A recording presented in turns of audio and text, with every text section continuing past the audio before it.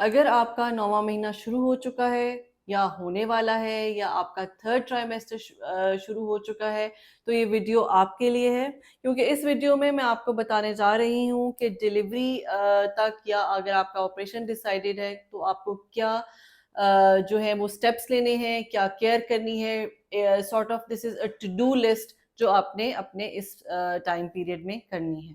मैं हूँ डॉक्टर सादिया मुमताज़ और आप देख रहे हैं गायनी टॉक्स। सबसे पहले तो प्लीज़ इस चीज़ को ज़हन में रखें कि मैंने देखा है कि स्पेशली जब 9th मंथ शुरू हो जाता है, तो बहुत सी ख़वातीन ये कहती हैं कि एक विज़िट कर लिया उससे पहले और अब हम डॉक्टर के पास डिलीवरी के टाइम पे ही जाएँगे। सो प्लीज़ ये गलती मत करें। आखिरी महीना, आखिरी ट्राइमेस्टर बहुत इम्पोर्टेंट होता है क्योंकि ये वो टाइम होता है जिसमें किसी भी वक़्त बेबी के अंदर कोई प्रॉब्लम आ सकती है, कोई कॉम्प्लिकेशन क्रिएट हो सकती है या ये है कि अगर पहले कोई चीज़ मिस हुई हो तो क्योंकि 9th मंथ में हर चीज़ अपने पीक पे होती है, तो वो उस टाइम पे डायग्नोज़ हो जाती है। सो अगर वो इस टाइम पे भी डायग्नोज़ हो जाती है तो it's better to diagnose than never. तो ये वो बेस्ट पीरियड है कि अगर डायग्नोज़ हो जाए तो उसको टाइमली ट्रीट किया जा सके, उसके हिसाब से आपकी मैनेजमेंट की जा सके, उसके हिसाब से आपका मोड ऑफ डिलीवरी के वो नॉर्मल है या सी सेक्शन है उसको प्लान किया जा सके। दूसरा आपने करना क्या है कि प्लीज़ इस टाइम पीरियड में यानी कि अगर आपका 3rd ट्राइमेस्टर शुरू हो चुका है या आप अपने 9th मंथ में हैं तब तो स्पेशली प्लीज़ अपनी ज्वेलरी उतार दीजिए। उसकी वजह ये है कि मैंने अपनी पिछली किसी एक वीडियो में ये बताया था कि अपनी ज्वेलरी जो है वो उतार दें, तो उसमें मुझे क्वेश्चन आया था कि what is the particular reason, specifically jewellery क्यों उतार दी जाए? क्या डॉक्टर चोर होते हैं? वो डिलीवरी या ऑपरेशन के दौरान हमारी जो ज्वेलरी है वो उतार लेंगे? तो ऐसी कोई बात नहीं है। ज्वेलरी उतारने का मैं इसलिए कहती हूँ कि यू नेवर नो कि आपकी नॉर्मल डिलीवरी होनी है या आपका सी सेक्शन होना है। अगर तो आपका सी सेक्शन होना है तो जब आपका ऑपरेशन किया जाता है तो आपको जब बहुत ब्लीडिंग हो रही होती है तो हम कॉटरी से उसको बर्न करते हैं ताकि ब्लीडिंग को स्टॉप किया जाए और वो कॉटरी बिजली से अटैच होती है। सो आपने जब मेटल पहना होता है तो जिस जगह पे आपका वो मेटल होता है वहां पे आपको बर्न हो सकता है। सो इससे बेहतर है कि और कई दफ़ा ऐसा होता है कि जब हमें पेशेंट्स को इमीडिएटली डिलीवरी से सी सेक्शन की तरफ शिफ्ट करना पड़ता है तो फिर पहले हम वहाँ उनकी ज्वेलरियाँ उतारना शुरू कर देते हैं। अब हमारे पास तो कई दफ़ा ऐसे इंस्ट्रूमेंट्स नहीं होते तो फिर हम अपने गायनी इंस्ट्रूमेंट्स को जितना मैक्सिमम यूज़ कर सकते हैं उनके थ्रू, जैसे बहुत कई लोगों ने, कई ख़वातीन ने बहुत परमानेंट स्टड्स पहने होते हैं, नोज़ पिन्स पहनी होती हैं, तो उनको उतारना फिर मुश्किल हो जाता है। दूसरा, अगर आपकी चूड़ियाँ हैं या जो रिंग्स आपकी हैं तो 9th मंथ में 3rd ट्राइमेस्टर में क्योंकि कई दफ़ा पेशेंट्स को स्वेलिंग हो जाती है, तो वो आपकी फिंगर्स में या बाजू में फँस जाती हैं, उनको फिर निकालना बहुत ज़्यादा मुश्किल हो जाता है।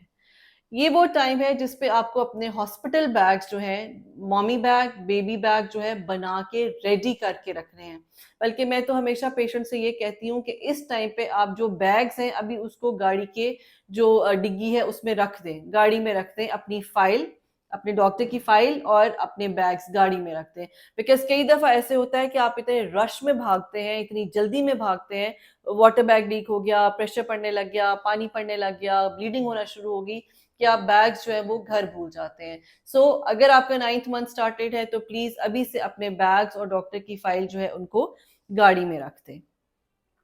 9th मंथ में जैसे कि मैंने पहले बताया कि आपके विज़िट बहुत ज़रूरी हैं, तो हम आपके जो टेस्ट हैं वो लास्ट टाइम पे ज़रूर करवाते हैं, ये देखने के लिए कि आपका एचबी ठीक है, आपको कोई इन्फेक्शन तो नहीं है। अगर आपको इन्फेक्शन है तो हमें उसको डिलीवरी से पहले ठीक करना है ताकि डिलीवरी से पहले तक वो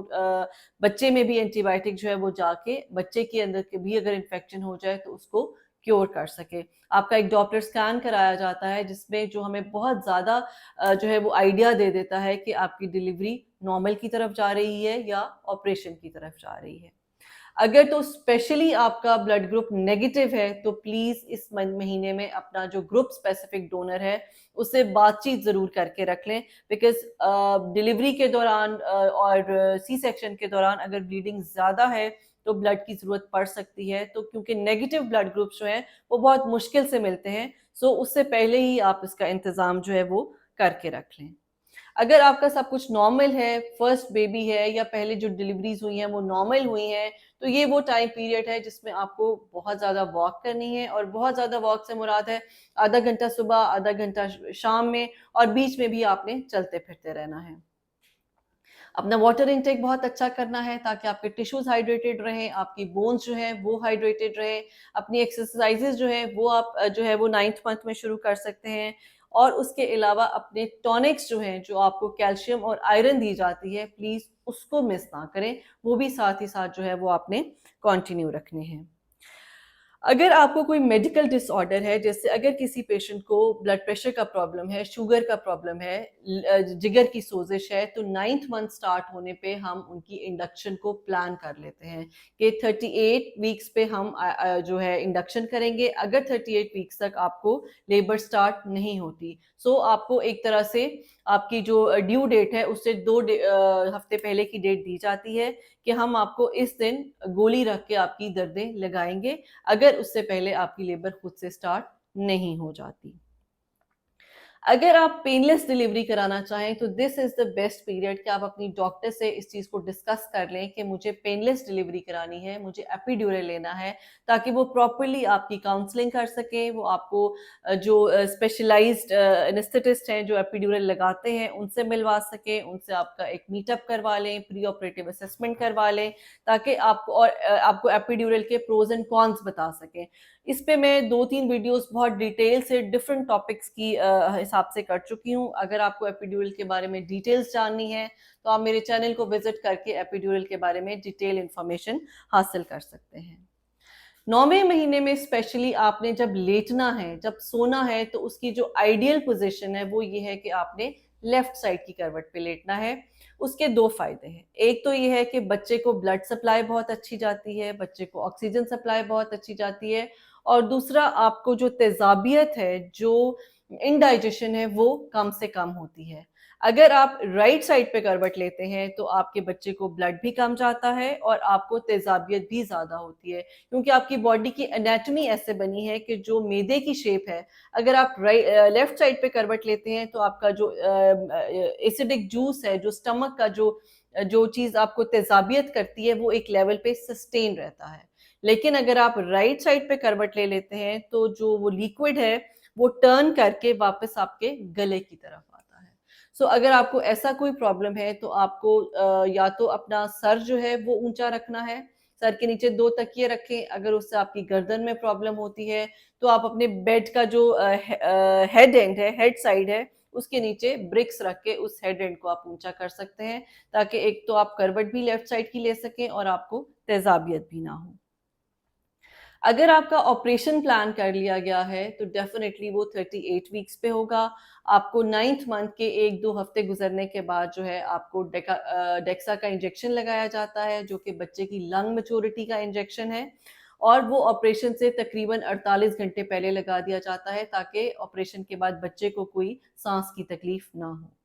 एक और आखिरी बात जो बताना चाहूंगी कि अगर आपको 9वां महीना शुरू हो चुका है और आपको दर्दें नहीं लगी तो इसमें कतई परेशान होने की ज़रूरत नहीं है। आपको अपनी ड्यू डेट से 1 हफ्ते आगे तक भी वेट किया जा सकता है, और ऐसी सिचुएशन में बहुत सी ख़वातीन जो हैं वो कैस्टर ऑयल का बेदरेग इस्तेमाल करती हैं, जो कि उनकी अच्छी खासी चलती फिरती नॉर्मल डिलीवरी को ऑपरेशन में बदल देता है। क्योंकि आपके कैस्टर ऑयल लेने से आपको तो लूज टूल्स और मोशंस आते ही हैं, आपके बच्चे की जो इंटेस्टाइन्स है, जो गट है, वो भी स्टिमुलेट हो जाती है, और अगर बच्चा पेट में पखाना कर देता है तो आपको फीटल डिस्ट्रेस हो जाता है, बच्चे को फीटल डिस्ट्रेस हो जाता है, और वो one of the main causes है कि आपकी जो डिलीवरी है, एक लेबर आपकी चल रही है, लेकिन आपने क्योंकि कैस्टर ऑयल लिया, बच्चे ने स्टूल पास कर दिया, तो आप जाहिर है बच्चे को बचाने के लिए फिर हमें आपका सी सेक्शन करना पड़ता है। सो ये 10 से 12 वो टिप्स टू डू लिस्ट मैंने आपको दी हैं। अगर आप इनको नोट डाउन कर लेंगी, इस वीडियो को सेव कर लें,